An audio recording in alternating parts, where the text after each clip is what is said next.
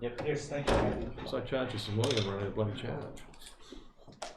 We keep going. Right. Oh, sorry, Brent. Yeah. Okay. Welcome back, everybody. We declare the meeting open, and we're at item 7 Meeting's open. on the agenda, which is the council meeting schedule, January to March 2020, which is page 3 of the Services and Organisation Committee agenda. And Councillor Jurisovic has moved the motion, and Joe. This is business as usual to formalise the meeting process up until the election. So, Okay. Councillor Jackson, now ask her question. Councillor. Yeah. So my question Yes. is of the CEO, as the election's on March 28th. Yep. How does the council proceed to decide on a meeting for April? It doesn't. Under the Act, there's a thing called the post-election meeting, which the CEO has authority to call. So you might recall in this term where you get The sworn in, 4th of April. correct. So that date is then dependent upon the declaration of the poll. So the complicating thing this time will be we've got Easter in that declaration of poll period, so it'll be interesting to see how quick ECQ can get the poll counted. So what we do is they have the declaration of the poll, and then I'm doing this, remember, I can't recall how many days, I have to call a post-election meeting where we then swear in the councillors. And it's at that meeting, you recall that we would then set the timetable for future dates for meetings and so on. So that meeting will happen in April, but the date can't be set at this stage because you don't know when the Oh, I knew it couldn't be set. Yeah. But I just, in fact, So it's a I'm CO beginning to think there probably can't be a normal meeting in April. Oh no, it's not a normal meeting. No, no, it just is in the the declaration. swearing in. Yes, but Yeah. also at that meeting it sets the framework for Right. the the dates for dates. future meetings Yeah. and so on, which is what we did last time. Yeah. There are a couple of other things that must be dealt with at that meeting. One of them is actually council remuneration or expenses, policies and things like that. There are some prescribed things that need to be dealt with at that meeting. But it's really a procedural meeting to get sworn in and get going, and then the body of work, if you like, commences in May. Thank you. Pleasant change to hear us sworn in and not sworn out. Thank you. Any other councillors wish to speak to the motion? Joe, do you wish to close? That was it. Okay, put the motion, those in favour. Against, the motion is carried unanimously. Next up is item 8, which is the Social Strategy Implementation Update, Alison. 2018 and 19. Terry. I'm happy to move that one. Kerry and Alison, moved by Councillor Jackson, seconded Councillor Jurisovic. What have you been doing? Sleeping. Wow. Councillor Jackson, you wish to speak to the motion? Yes, I will. I'd like to say and thank staff. I think there is evidence of a large amount of work being done to support our community and in community development. And I think the social strategy has covered a lot of areas, and a lot of those have been progressed. And I think this is a very important element of our role as a council. The request is to consider resourcing appropriately a review of the social strategy, which I think is a timely thing to do. I think there's been a lot of work done, and it's a good time to have another look at that. Obviously, it's going to be in the new term of the next council, and things will have been changing, and it'll be important to have another look to see what's needed. So yeah, very supportive of this motion. Any questions of staff or councillors? Councillors to speak, Councillor Parton? Yeah, I'll speak to the motion. Absolutely. I think our staff are a bit unheralded here with regards to the work that they do, community development, etc. Massive job, really. If you look, they've dot pointed many things in the report here, and you can condense them, do a lot of dot points and put a lot of things beside, but the work for each of those dot points that's gone in to making that section and our community socially a lot more robust, the inclusiveness, etc. Some of the stuff going forward, I think it's good to have a review. It's always good to have a look at where you are and then where you're going forward, obviously. But figures like 1.7 million plus that staff have helped community organisations go for grants, etc. And I'll go back years here where originally we did not have community development in the old council way back, and then we got community development officers on side, and the contribution they pay for themselves more than twice over. I think you couldn't count their contribution in dollars, I guess. With regards to the social capital they build as well, I mean, how do you cost social capital? It's massive.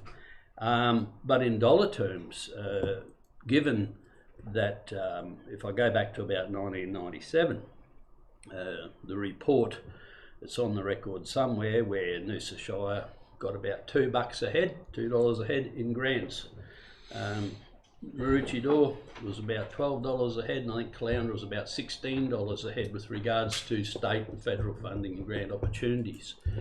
Now, I don't know how much a head this is, but 1.7 million, and these millions come every year. It's not just 1 year.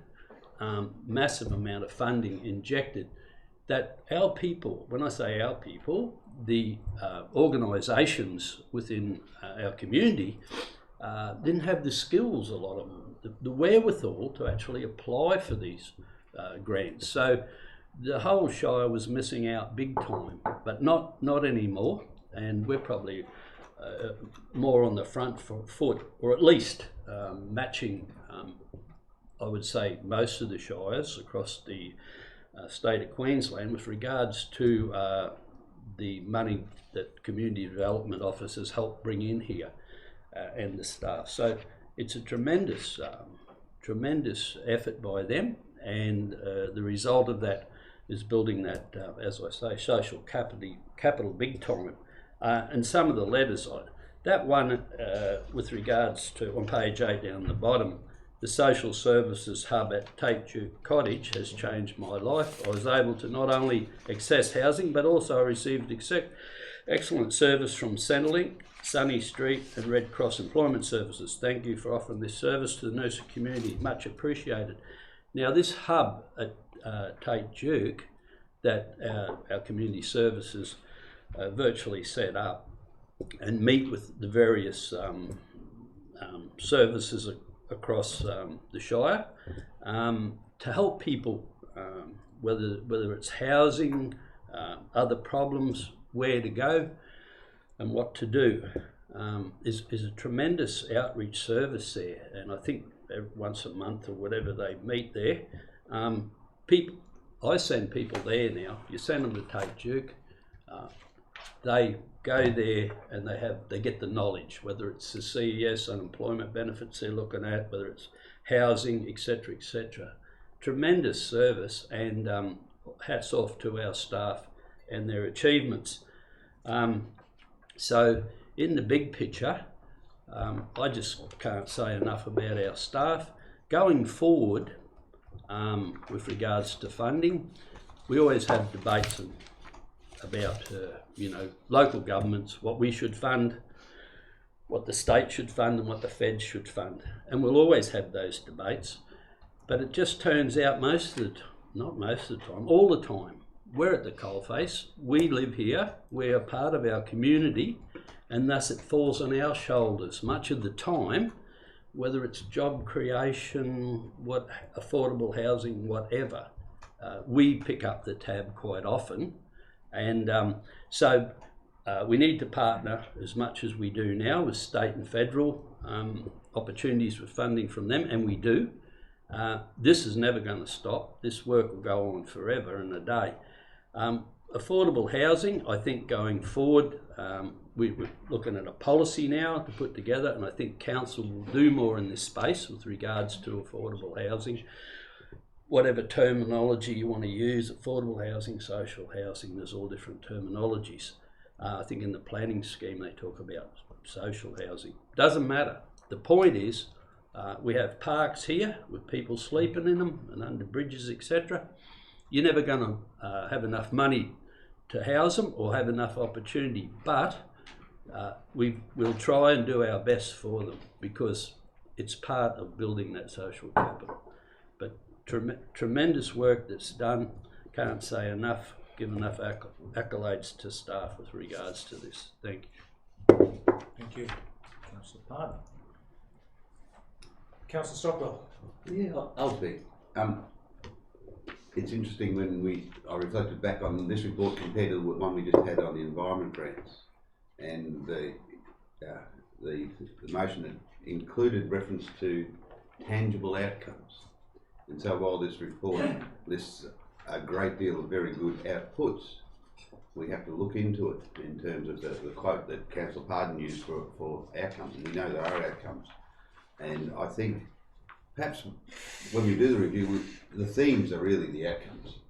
And when this gets reviewed, it'll probably get reviewed in line with the types of monitoring, evaluation and performance targets we've been putting into the more recent strategies. But I would just like to use this opportunity to say that if there was ever a great demonstration of what a cohesive and resilient community looks like, it was last week. That never in my life have I heard over the media, stop helping, we've got too much food.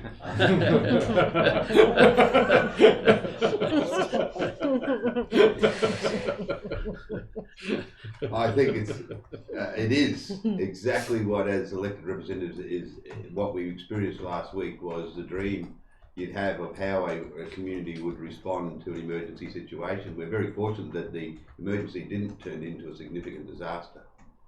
And what it did was demonstrate from all sectors, whether it's the local scout group or the tourism industry, all within hours of the emergency occurring, trying to do the best they could to assist, as well as many local individual people. And so I think it's really good to reflect on a strategy that's been in place for a long time, and it's one which unfortunately we're going to have to continue to build the cohesiveness and the resilience of our community, because the nature of emergencies are likely to be more significant and more frequent going into the future. But a job well done, and just that one note that as we review, let's look at how we turn those themes into targeted outcomes. Thank you. Councillor Jerusalem. Yeah, anybody out there that believes council about roads, rates and rubbish needs to have a read of this report and see the valuable work this small and dynamic group within our council team does. I well up when I think about some of the things that go on here. I'm very, I'm immensely proud of the work that this that gets undertaken on behalf of our community in here. Things like resilience, we know how difficult it is to maintain community organisations and get volunteers. So we're supporting them with presidents, secretaries, and treasurers meetups and workshops to build that resilience and build that fundamental understanding of the roles within community organisations to keep them functioning and occurring. Councillor Pardon alluded to one area that in particular is going extremely well, and that is our social services hub. And I can't thank the staff enough for the work and all of the community groups that are associated with that, and all the networking that goes on to provide facilities and services for those in need within our community. None more, Councillor Stockwell alluded to it, none more than in the past week. We're ongoing with our recovery group, and the same group of people within council that are associated with ensuring that this community has all the resources they need to recover from a fairly dramatic event, although short-lived, but will go on and on being an impact on our community for a long, long time. You don't recover from this overnight. This impacts on a community for a long time, and it's again, I'm very, very, very proud. Looking at our sporting facilities and the complex master plans for Noosa District and Koroi Sports Complex to make sure that we do have growth and development of these facilities for years to come, and they provide a great place to enjoy activities for the community. Come on Fridays to keep kids getting involved. I mean, the community grants that we've been getting out there, the external assistance that Councillor Pardon alluded to with regard to finances, and working with our community groups to try and tap into all of those finances so that we can have the best facilities. libraries, Reddit programs, all those creative and informed areas as well. I mean, I've said that it just goes on and on and on. So I'm immensely proud of what council does in this sphere, and I look forward to the ongoing work that this team continues to deliver for our community for the years to come. Councillor Wellington. Yeah, look, I concur with my fellow councillors. I think we're very lucky to have such a capable director, such capable managers, and such terrific staff in our community services department. I just want to point out that in particular, prior to last week's somewhat exceptional events, I'd received in the week before some 4 different situations where community groups thanked me for the efforts of our community services staff in helping them deliver to their community, in helping them reach their capacity in sorting out internal issues. Our staff are always there to help, and thankfully they're very much appreciated by the community. Jess. Yeah, I'll just keep it brief as well. Both you and your team go above and beyond. I see it every day, and obviously being in the RADIF, I see it hand on heart how it goes directly to the young, inspiring artists in our beautiful community. So I'll just say you do it. You go above and beyond, and you've seen what you've done last week, and I even saw LA the Market on Sunday with her eyes hanging out of her head going back there. So it never stops, does it? So thank you. I appreciate it. No worries. Now, I'd also like to say thank you. You and your staff are the human face of the organisation. This report shows that you're smart, you're strategic, you're hard-working, very hard-working, responsive, effective, but most of all, you're compassionate. That was demonstrated last week. In the evacuation centres turned out to be a bit of a Peregian reunion. And the feedback universally was that they all felt very well supported by you and your staff. They felt that it was a quick response, it was an effective response, and they certainly felt that the council had their back, if I could put it that way, and nothing but praise for your efforts. And as Councillor Pardon and the other councillors have said, the amount of work that you're undertaking, have completed and are yet to undertake as a result of the social strategy is enormous. And as Councillor Jackson said, the element of the motion that is a review of the resourcing to make sure that's adequate is certainly appropriate and the least we can do. So thank you. Thank you. Councillor Jackson wants to close? No. Yeah. I put the motion. Those in favour? Against? That's carried unanimously. Thank you.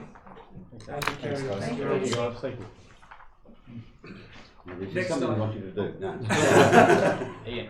Next item, we have the Noosa Spit Oh, no, sorry. No spit. Daniel. Shoreline Erosion update. And move Councillor Glasgow. He's quick off the mark. I'll second it. Seconded Councillor Pardon. Welcome, Carl. Welcome, Daniel. Jess, yours to speak. Yeah, we'll just briefly touch on the opening. This is a tremendous what you've done here in the update and how it's going forward. It's such an integral part of that, and we always talk about what our residents do here rather than everyone else. We could say that this is hugely a location that's used by our community so much down there, and you put in so much thought into this, how to fix it, and how the wall at the west is not working and so forth. And I just want to commend the work you're doing, and then hopefully this scenario of a breakthrough never happens. Questions? Question.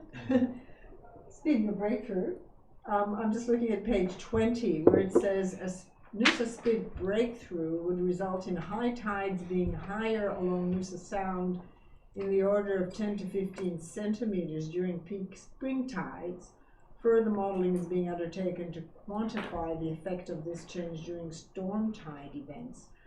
Given that we're working on the Coastal Hazard Adaptation Plan and the Climate Change Adaptation Plan, which seems to indicate higher sea level rising and more storm surges as a result of more weather events, is that being fed into the calculations here about the impacts on potential breakthrough and Noosa Sound? Yes, they are. So as the report says, so the first lot of modelling. It's just kind of looking at the day-to-day differences, and then we've got our consultants are going back to look at what those differences are with storm tide as well. So, well, you mentioned storm tide, but that's actually not taking into account sea level rise and extreme weather events. So yeah, so the sea level rise, what we're looking at is what the difference is between, you know, if that landmass is there and if it isn't. So the sea level rise is such a slow moving process that there's no kind of differential difference. So what we're looking for is those short events where the water, you know, takes a long time to move around the spit versus whether it can kind of come straight through the spit. So the sea level rise, there shouldn't be too much of a difference between the spit being there and not. It's only in those kind of the tidal peaks or those short kind of storm tides. I assume that would be because the modelling here, the time frame would be the 5 to 10 year type horizon rather than a 50 to 100 year type of modelling. Yeah, I mean the sea level rise is obviously going to come up and it's going to impact there, but what we're looking at is if we have a breakthrough there, whether it's going to be more or less protected during those. So just the sea level rising up, all the water will basically come up at the same rate, but with the tides kind of moving in and moving out quickly, it takes quite a long time for those tides to come around to Noosa Sound at the moment, whereas if it comes straight through, the tides have kind of a great opportunity to reach their peak. Is that also, because I had questions around that particular item as well. If that landmass wasn't there, is the tide likely to be 10 to 15 centimetres higher, as you're suggesting, because the wave action wouldn't be mitigated? No, it's basically because the tide can get into Noosa Sound more quickly before the tide turns and the tide starts going back out again. So that means currently the tide rises quicker on the beach than it does on Correct. Noosa Sound. Yeah. John? Yeah, I was looking at the two opening statements under modelling results. I've often questioned the geotextile training wall that's there. First statement says the geotextile training wall at the western end of the spit has undoubtedly been successful in alleviating erosion pressures towards the western end of the beach. And then the second statement says recent erosion in the middle of the spit was worse under the current configuration than under any other configuration. So are they or are they not effective? And should we be looking at, ultimately those geotextile training wall as to whether it should remain?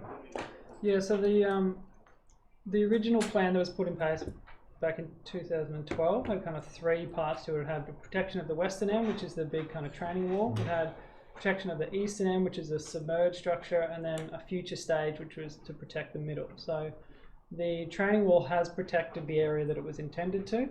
But that middle section, impacted on other areas. Yeah, the middle section which wasn't protected is now getting higher water velocities than at any other time. So overall, the SEC will come up with a plan that tries to mitigate all areas rather than just any one area. Yeah, correct. As I said, since the July quarterly update, the spit has remained fairly stable with a review of recent area photography. So it all depends on what the events are going forward as to how effective all of these measures will be. Yeah, absolutely. I mean, some of the modelling that happened early on, I mean, there's quite a lot that goes into changing those, and with the coastal modelling, you try to make the best estimate you can with the information available, and so there's a lot of factors that go on that have made that kind of spit in that middle section a lot worse. So. Mr. CEO? Yeah, I didn't get a chance to catch up last week. I've been away to ask a question about the report. It's good news that we don't have the same level of erosion occurring in that particular area. Is that due to, is it time of year, weather events, location of the channel, boat movements?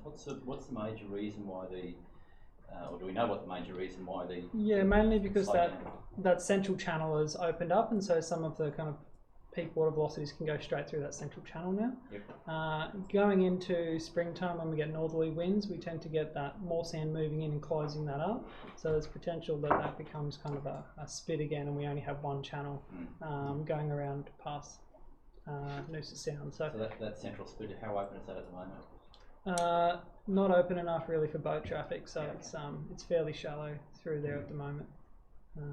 Councillor Warrington. Yeah, my understanding is that the final Skilleter report may have some bearing on our approach to the river mouth. Are you aware of when that final report might be available? For this project. Yeah. Yeah, so that we should have a draft report probably in the next month. No, the Skilleter report. Professor Greg Skilleter No, is I'm doing not aware of that. the sorry. study of the Benthic. benthic layer. And my understanding is that part of his consideration will be looking at whether or not under the current configuration the lake system is getting flushed regularly enough to avoid siltation build-up. So that might have some bearing. You might want to keep your eye on that, because I understand it's imminent, that report. Okay, yeah, no, I wasn't aware of that, but I will. Craig should know. Okay. Councillor Stockwell and Councillor Jackson. Following on, I know when we approved this project, we asked for the modelling to go up a bit further and then talk about lower estuary. So my questions around the extent of the modelling and how it may or may not be useful in the future. One of the issues would be if there is a recommendation for some enhancement to allow desiltation. You mentioned about the fabric bags, but not about the rock wall that was put in. Will the modelling be robust enough to say, well, do we need it? Can we pull it out and make it back to a sand replenishment? That sort of thing. So this is the questions around modelling. Yeah, so the model is designed as a flexible model, so it can be set up for quite a fairly wide range, and then it can be refined in certain areas. So the model extent goes from Point Cartwright to Double Island Point, and then up all the tidal areas of the Noosa River, so up through both of the lakes. And then just refine it at this point in And time. so then, yeah, you can basically just add more resolution in the area that you want to resolve. And for this project, it's kind of in that lower area. But yeah, we can kind of do that at any point. But does that answer your question? Just a question about the rock wall. That to be another refinement. If we find that actually it'd be better to manage a navigable channel and use beach replenishment, that'd be something we could look at in that model. Even Yeah, the rocks at absolutely. the end of Doggy Beach. Yeah. I don't call it that. I call it the beach protection beach that saves the people from Noosa sand. But someone in the Sunshine Coast Council even put a sign up that was incorrect. Yeah. Councillor Jackson.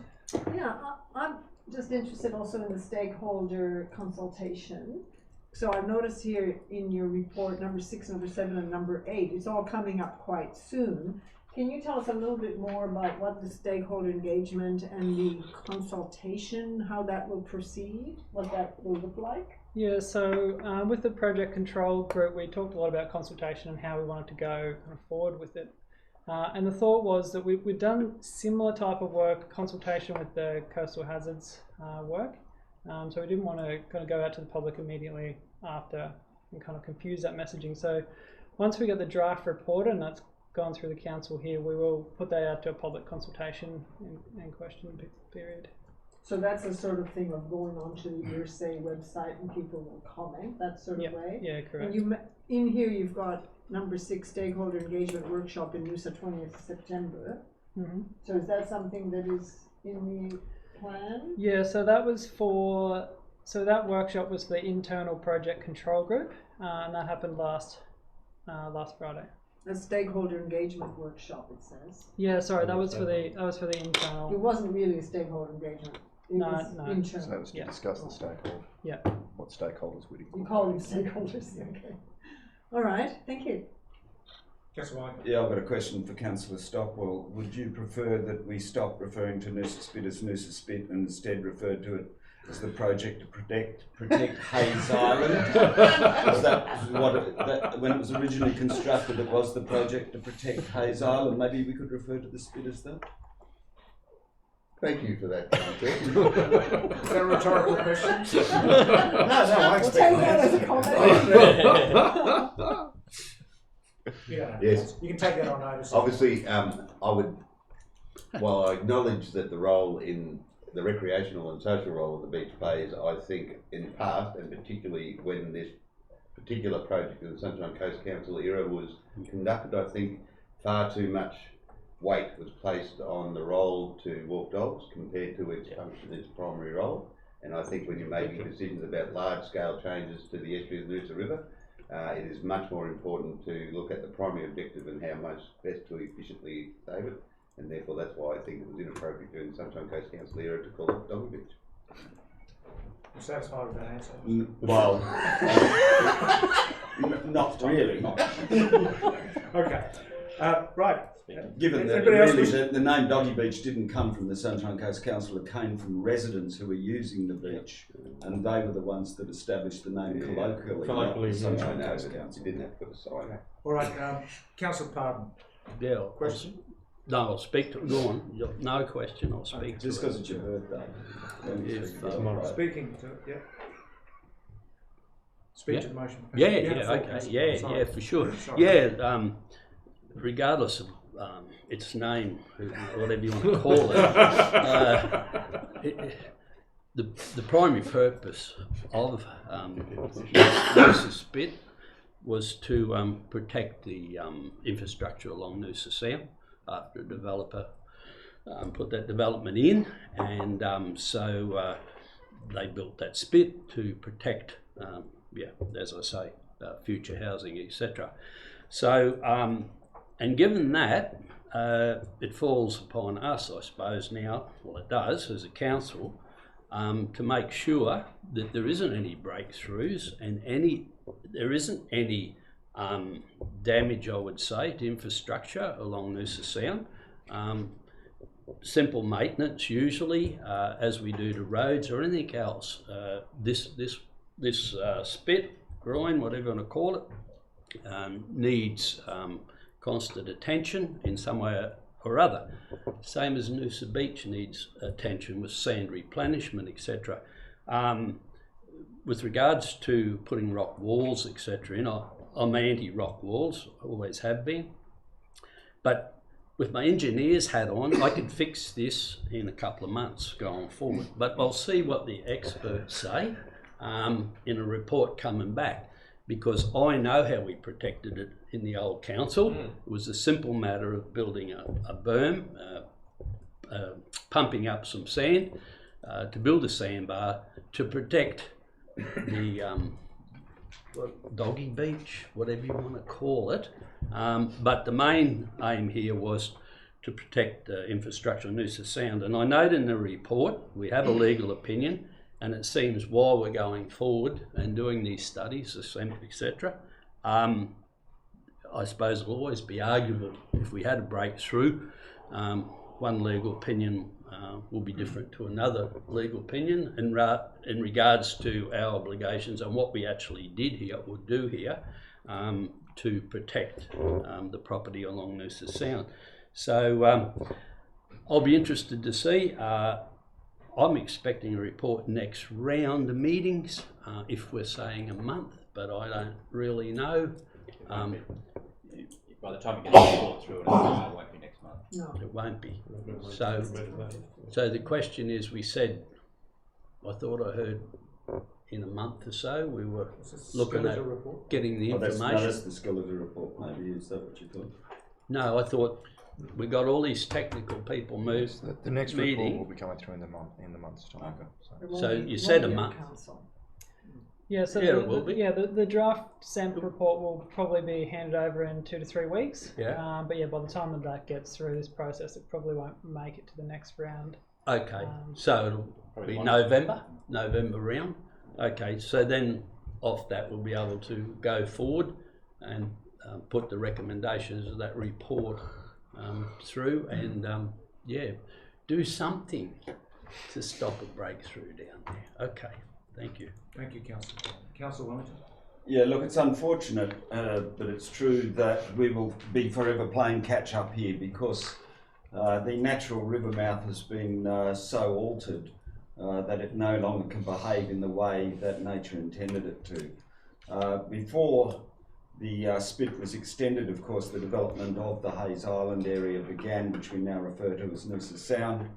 And then in the late 70s, there were a couple of large cyclones which caused panic about the impact that the ocean could have on that development, as a result of which the spit was extended, the berms and rock walls were put in, etc. And we now have a situation where the river mouth wants to do what it traditionally should be doing, and that is moving up and down the coast, and instead we're trying to keep it in one place, trying to train it. The end result is that we will forever be throwing money at our river mouth and our main beach, because we've created an artificial situation there which forever requires repair. And one thing we do know is that every time you make a change to a dynamic system in one place, it has impact elsewhere. So that's why the modelling that we're doing is so important.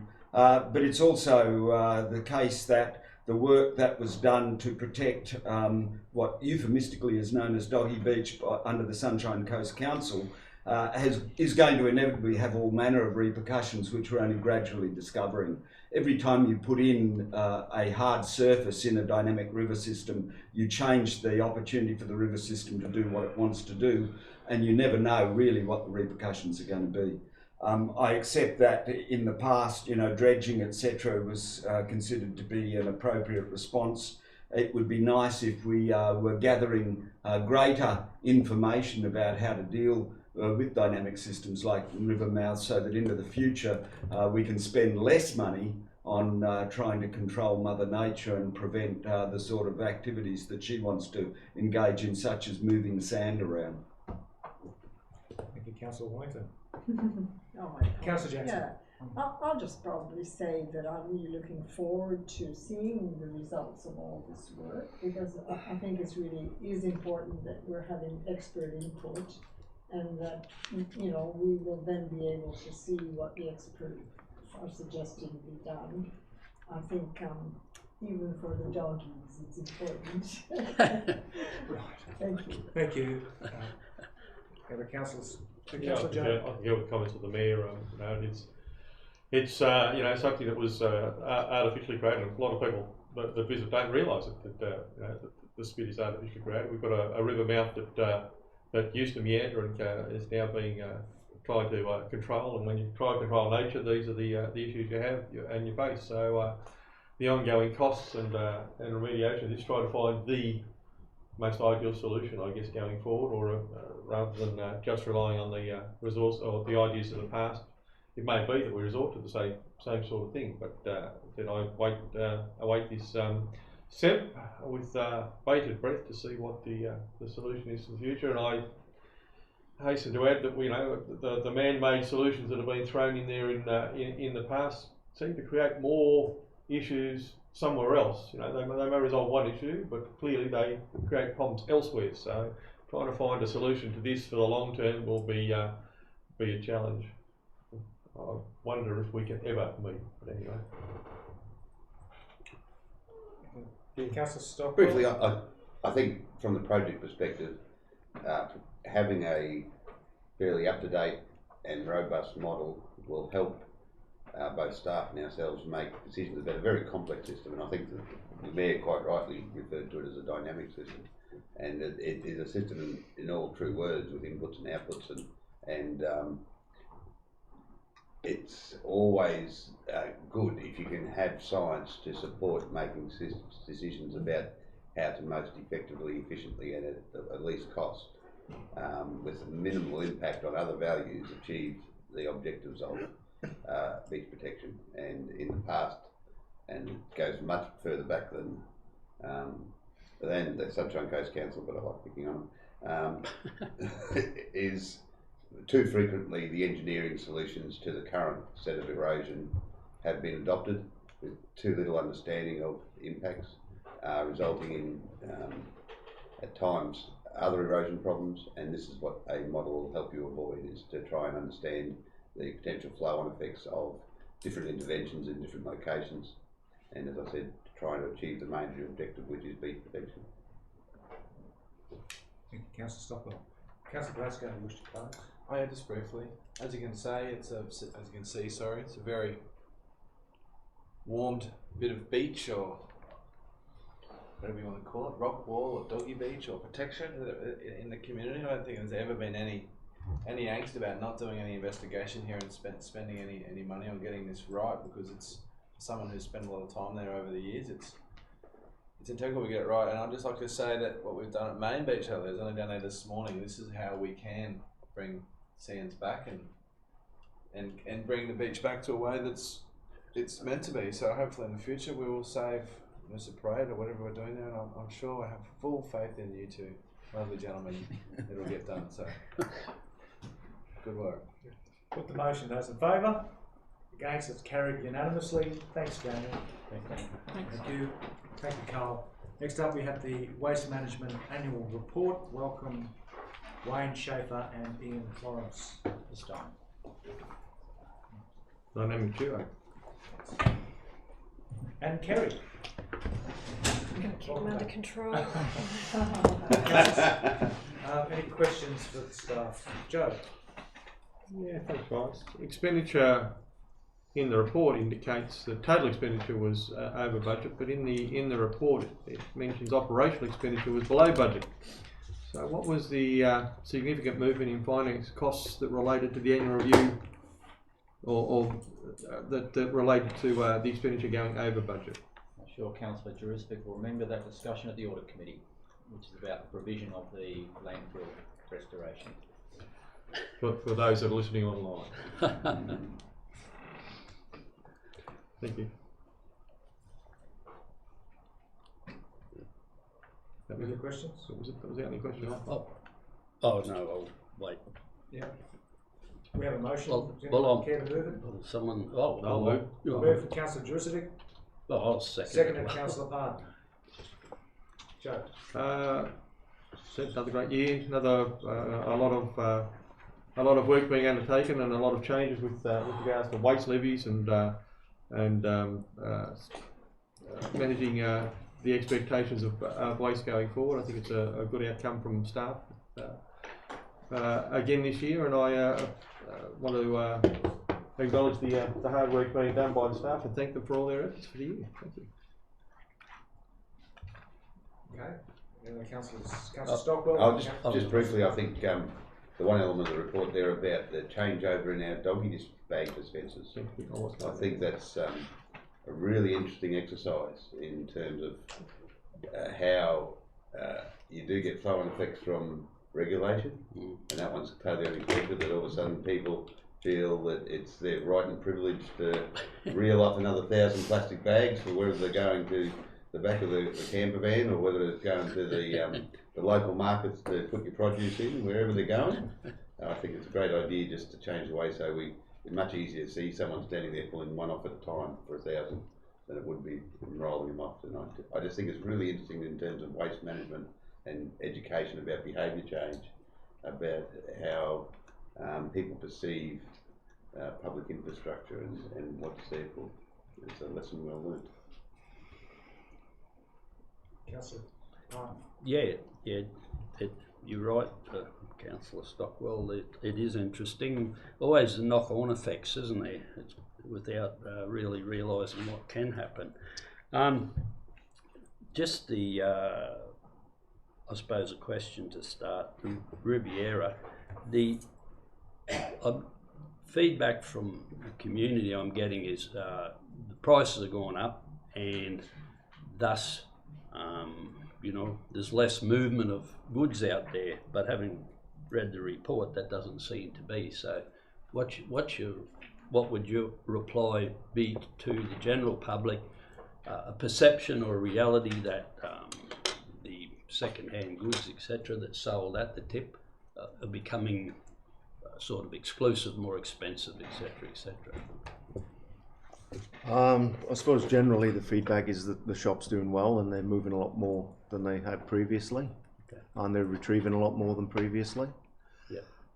Price-wise, they run their own business. We do cast an eye over their pricing matrices, and they seem to be reasonable.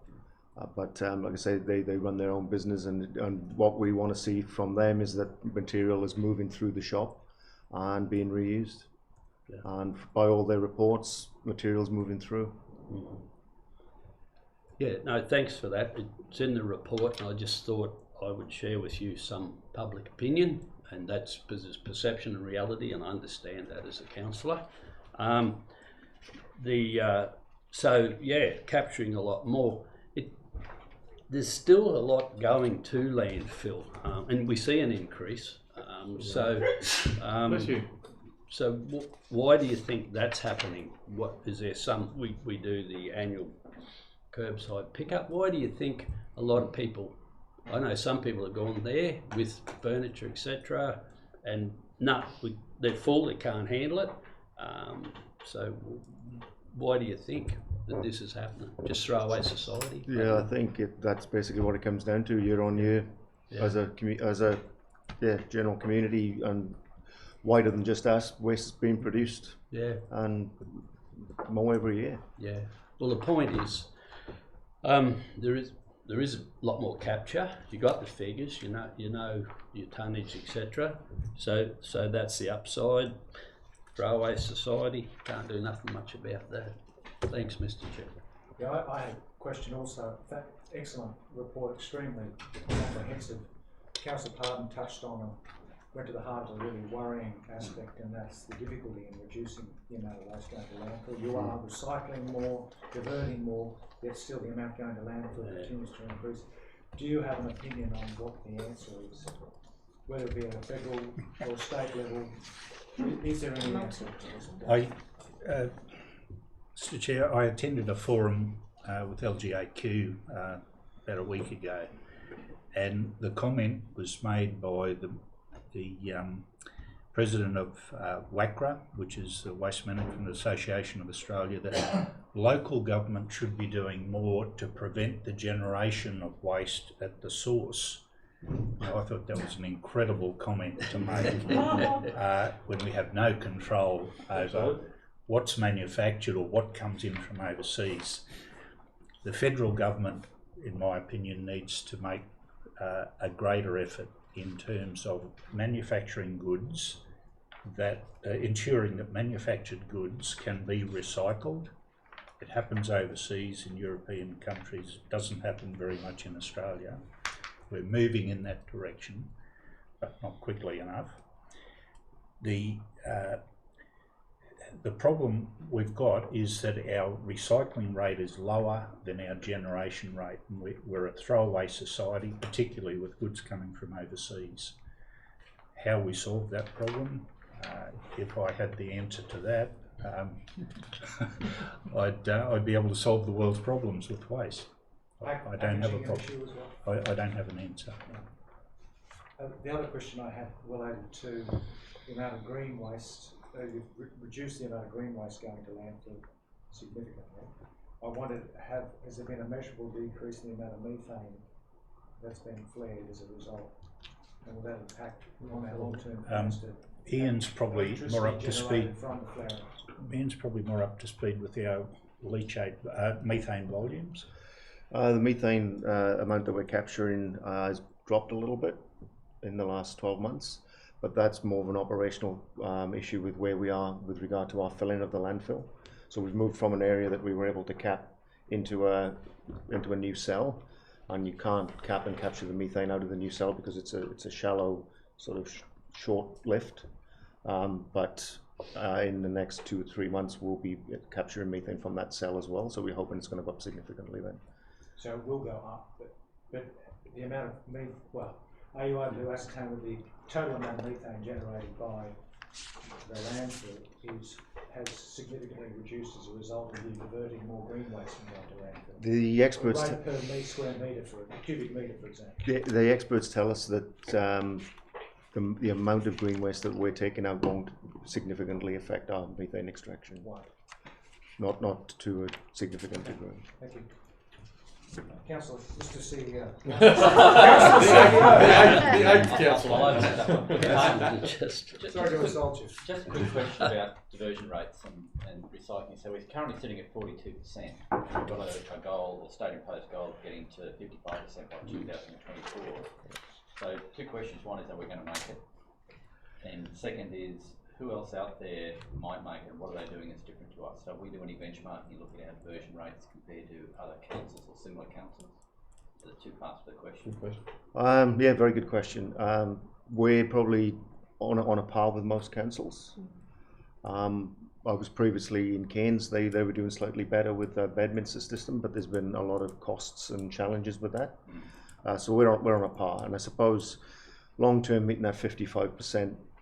The 2 probably best ways of approaching that, one is the behaviour change, which we're starting on, and changing the behaviour of the community and what's actually going in the bins and the way they throw away waste and generate waste. and the other is obviously discussions with other councils and organisations within the region to send food and green waste to a processing facility where they can use it. But in terms of volume, that latter one's not that big, is it? We're not going to, the diversion rates. If we went down the path of waste to energy, Yep. we'd meet our goals. A waste to energy plant for the region is in the order of $400 million. And if you say it quickly, it's not a big figure.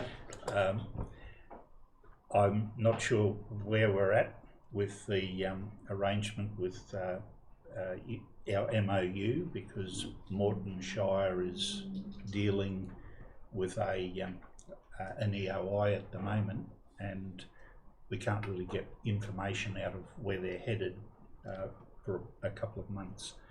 Just for clarity, the MOU you're referring to is between the three shareholders of Unity Water. Correct. Council, Yes. Sunshine Coast Council, and Noosa Council, And Unity Water. and Unity Water. So it's moving through a process at the moment, which is obviously a confidential process as they move through, and there's some parallel processes occurring in individual councils, so hoping to see a resolution of that at the later stage.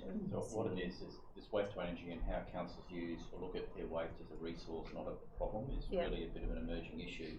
And every council's probably got 2 or 3 chips in different games. You know, there's different cohorts coming together, and some are looking on their own, or some are trying to partner here or there. Everyone's got a bit of skin in each game just to see where it goes. And I think it'll be 2 or 3 years before that's a bit more certain. The other element of that is the federal government starting to, with the issues with regard to recycled waste going overseas, no longer being able to go there. The federal government are now starting to step in and are having a finger in the pie, meeting with all of the state environment ministers and trying to come up with a standardised approach, more looking at stewardship programs and the like.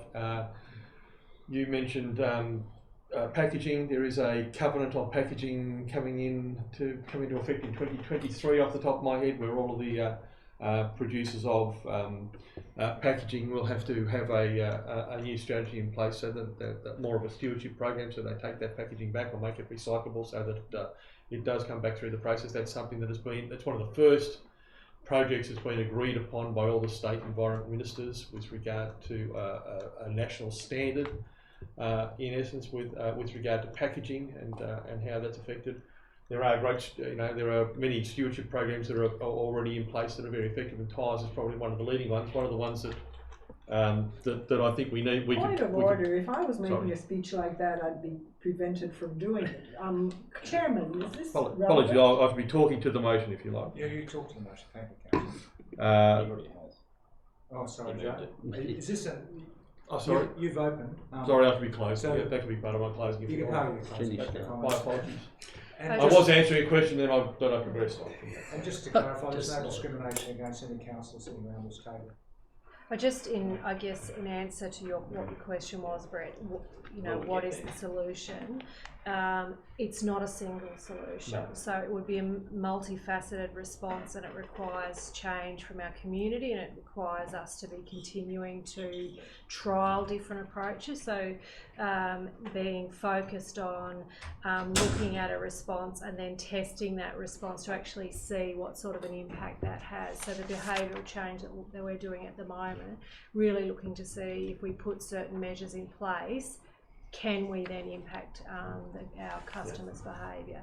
So it will be multifaceted. There will not be a single silver bullet. And for the benefit of those listening at home, this MOU involving Unity Water, who usually deal with waste water. Yes. Can you explain why they're involved in this project, diverting waste to land which is usually solids? Unity Water produces a sludge from their treatment process, and they're having difficulty in sending that sludge away to farms, etc., to use it as a fertiliser. They would like to look at a process of anaerobic digestion, which will improve the quality of the product, generate or take methane off the process, and use that to generate electricity as a means of reducing the costs of the process. So would your council's green waste go towards that, for example, and food waste?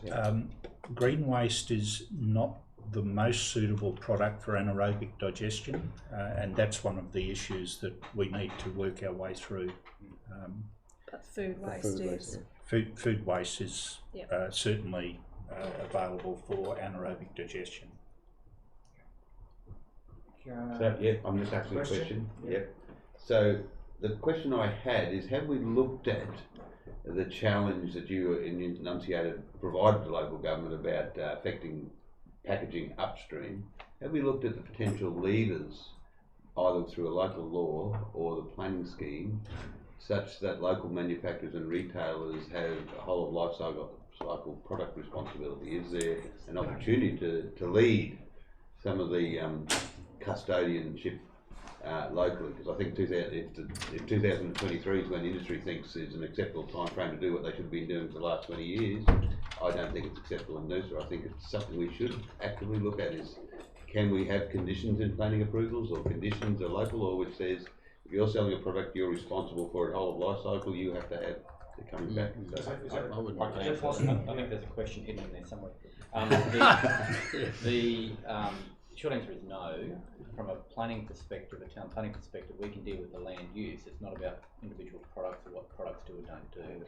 So it's not something that we can deal with through a planning process. We might look at other incentives or whatever, but ultimately product control is the remit of the federal and state government through the Sale of Goods Act and all of their sort of requirements, but it's not something we can do at an individual level.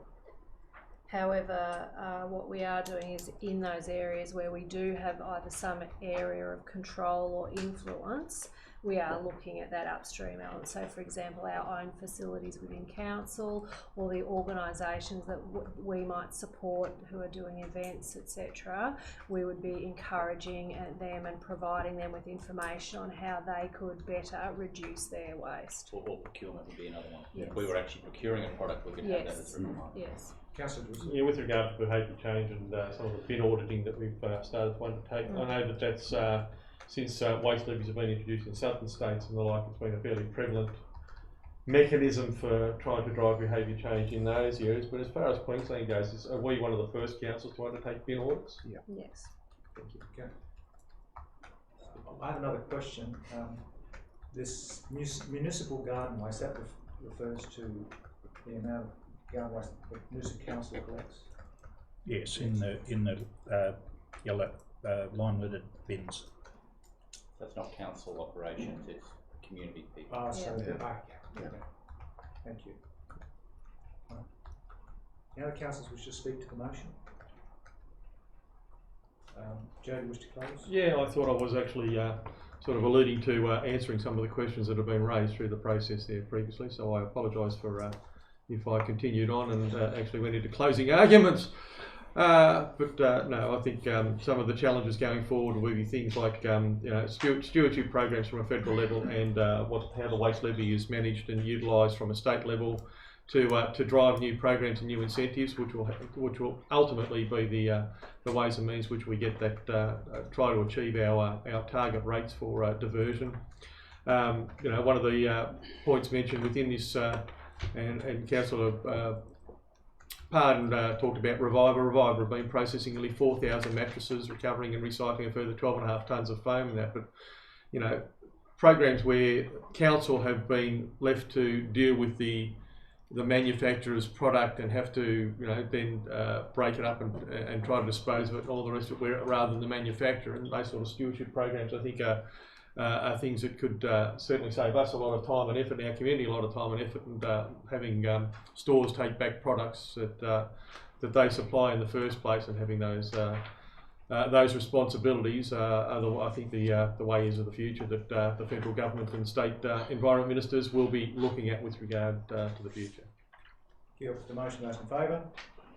Against? Motion is carried unanimously. Councillor Glasgow is absent. Thanks. Thank you, Ian. Thanks, Kerry. Thank you, Wayne. Thanks for Thanks, guys. Good break. Next item is the July 2019 rate levy overview. Welcome, Kelly.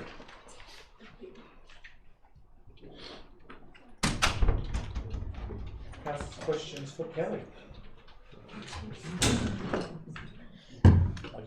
I've got a quick one, Kel. The number of properties paying the tourism and economic levy, has that increased since the last levy? Only marginally. We're still getting more quite a few people filling in the direct declaration forms, advising And us. we're finding them and then we write out and they write back and Yeah. say it's not us. Yeah, so it's there's hasn't been any significant increase.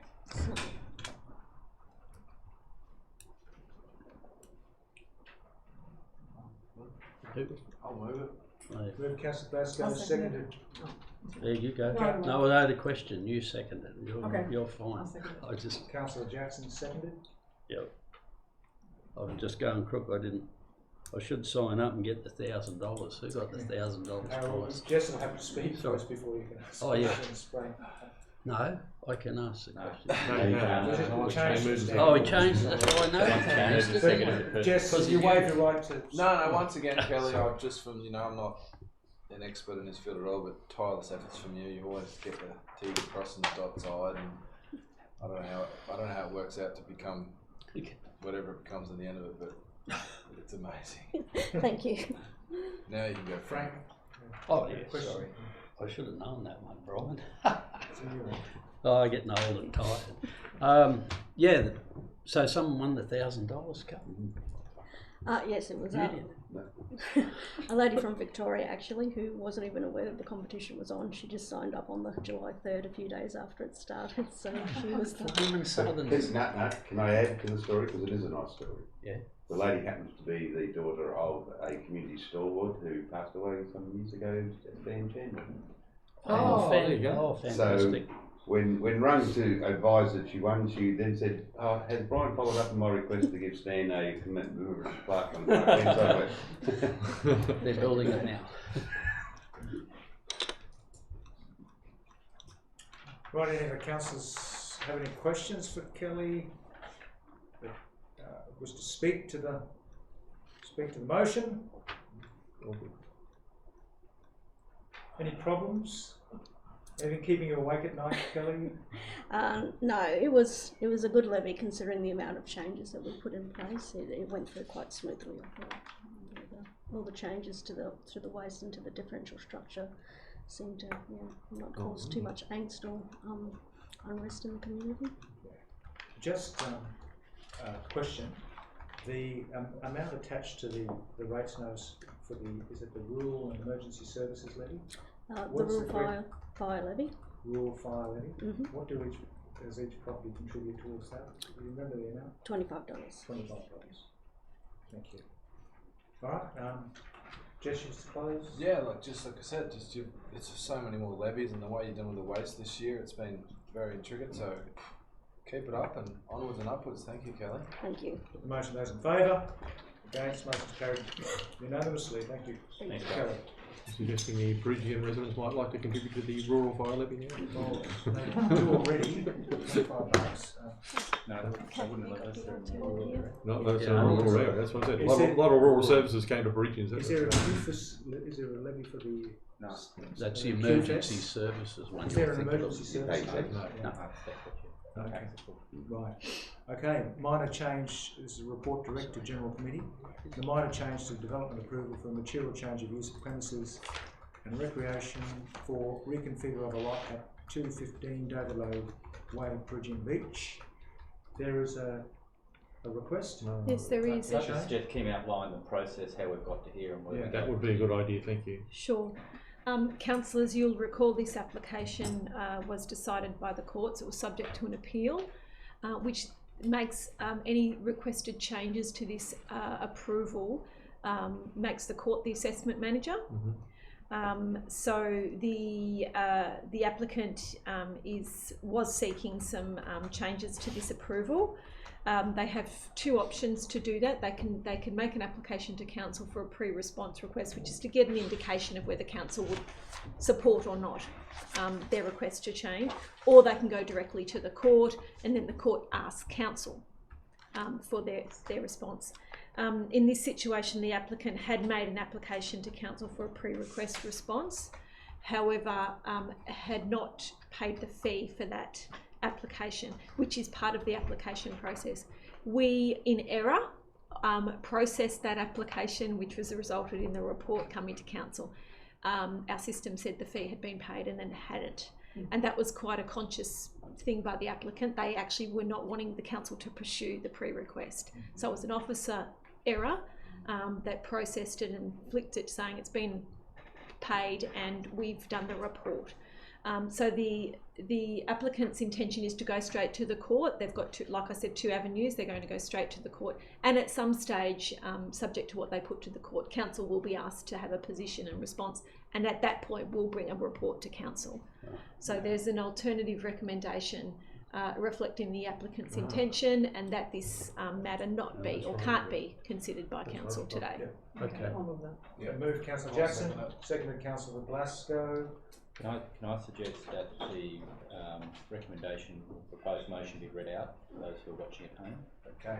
The recommendation or the motion as it stands goes that council note the report by the coordinator planning to the general committee meeting dated 16th of September 2019 regarding application number MCU 16/0153.01 and REC 16/0041 for a pre-request response to change conditions of the development approval for 215 David Low Way, Peregian Beach, and note that the applicant no longer intends to pursue their request for a pre-request response from council and now intends to go directly to the Planning and Environment Court on this matter.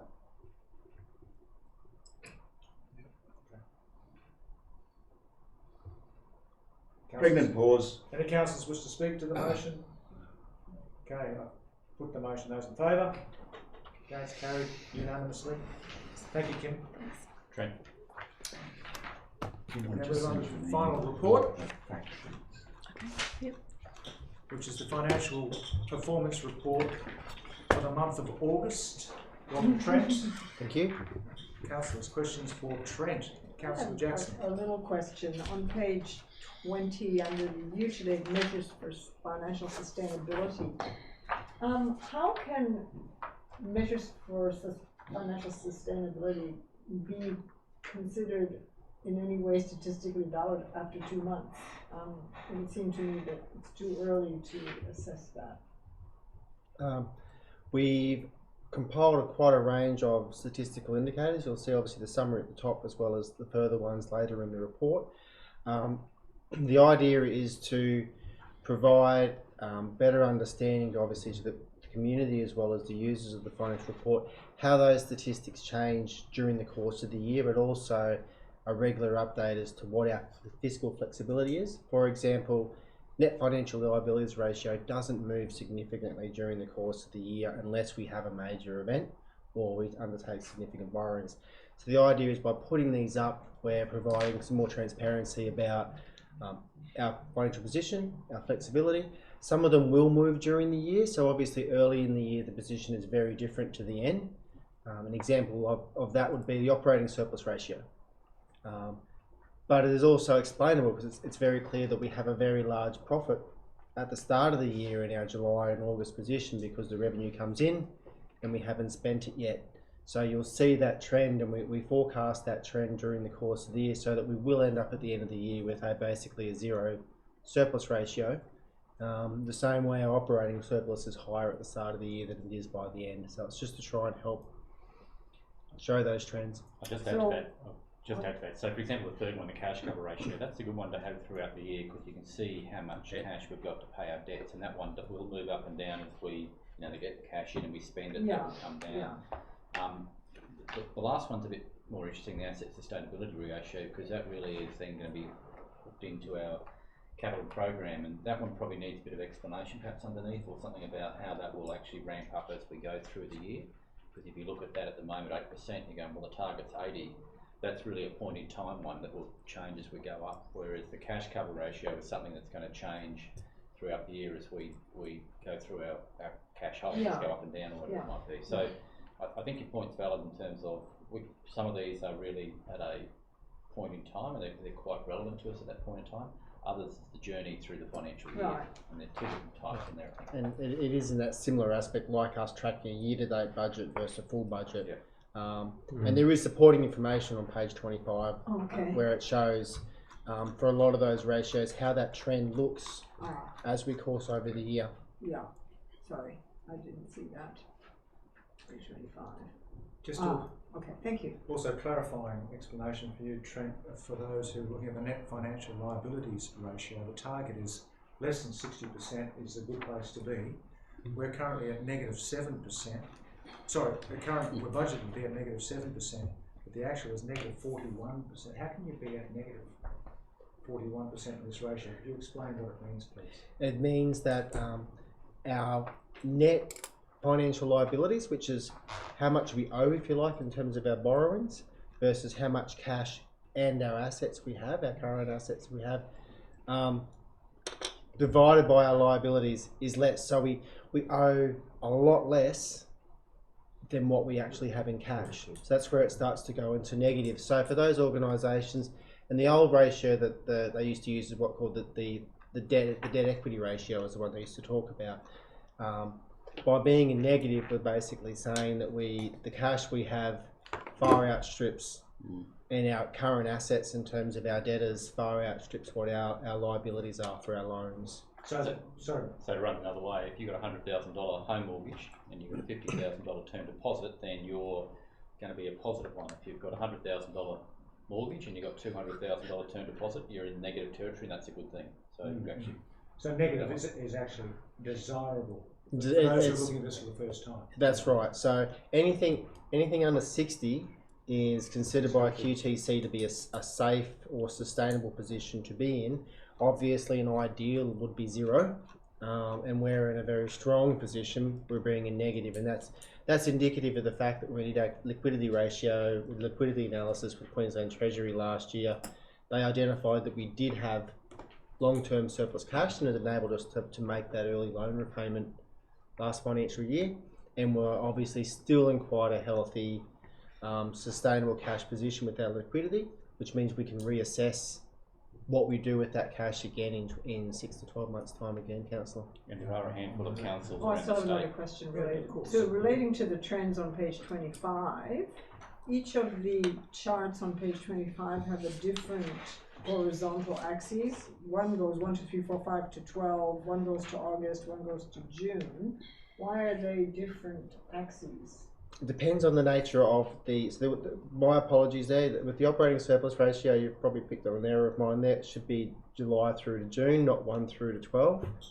For some of the others, like cash expense cover, what we were trying to show there is that over the period of 12 months, the cycle moves up and down as those rates come in. So the idea by showing a moving 12 months is to show that we are very at the susceptibility of our twice a year cash cycle with our rates. So some of those with the cash expense cover, and also for rates in arrears.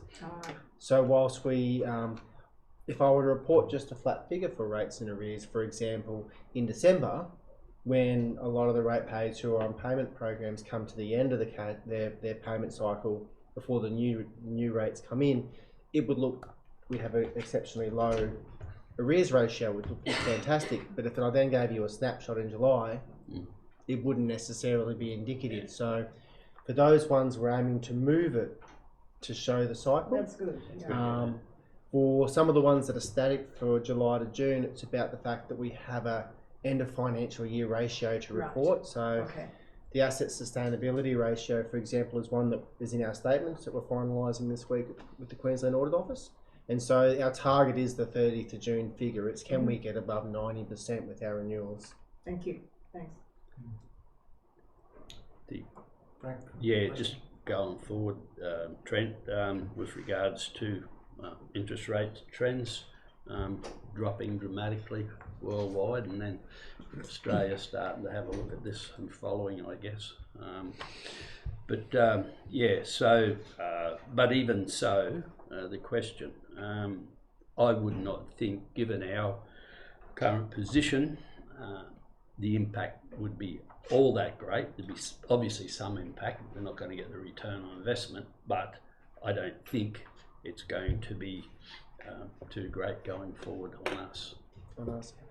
In the short term for this budget cycle, for the 1920 budget, we'll obviously have a small risk in terms of earning as much interest revenue as we have in previous years.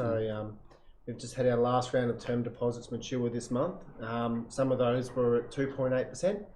And the best the banks can offer me this week is 1.5, 1.6%. The bond rate is down to 1%. So that's our short term. That's how obviously our short term risk. And our interest revenue isn't enough to obviously significantly impact our bottom line.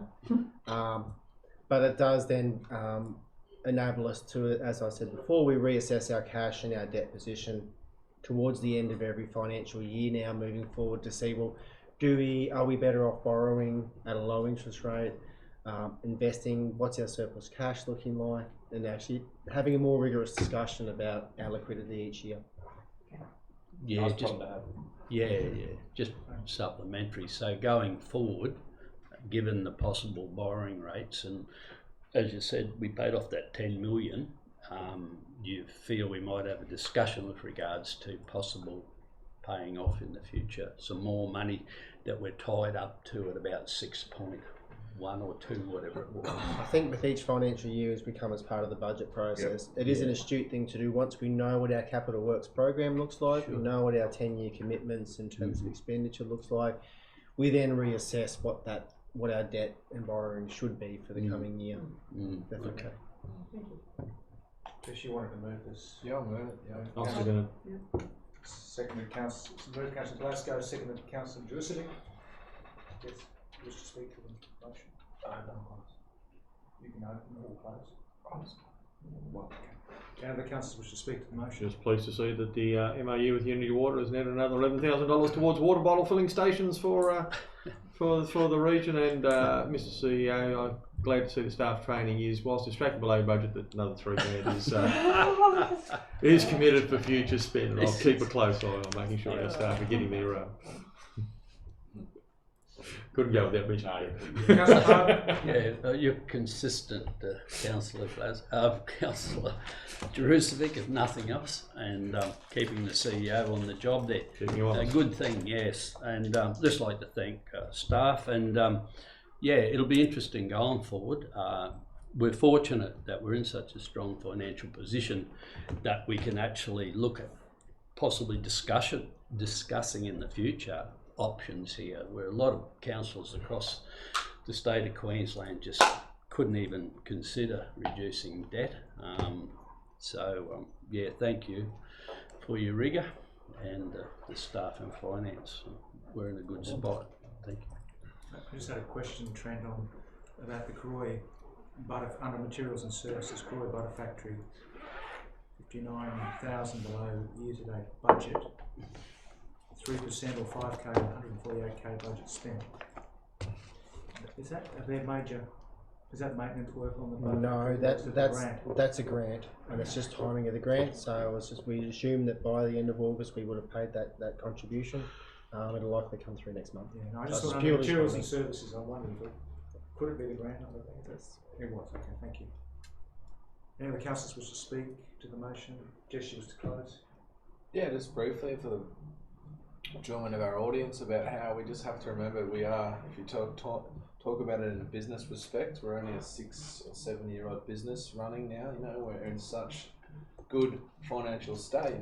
I am the pleasure of living on a brand new road that's been just done up, being Noosa Drive. I tell you, it is as an adamant scooter rider with little wheels on the scooter and the new flat road. We still get our core business done, roads, rates and rubbish. Yes, we have some hiccups here and there, but every business does, and we continually come into we just paid off 10 million as councillor pardon. We still come into a small surplus every year, and we fight the good fight to keep our residents happy. And it's still just a new business, 6 years old, and we get the terror stories from our beloved CEO about who's going down. But our mayor runs the budget great, and we have to remember that it's still such early days. We lost so many of these years, as you can see from our direct right from the amalgamation, and we just have to tell our public and everyone else involved. That we're only going upwards, and it's just the beginning. So I just want to say thank you to you and your team, Trent. Thanks. Just a question, Mr. Chair. Did I vote to do up Councillor Glasgow's road? Well, I'm worried that he lives on the road and not in a unit. We're not in the road, but there you go. Okay, put the motion, those in favour? Look at it. That's unanimous. Thank you, Trent. Thank you, councillors, for your patience.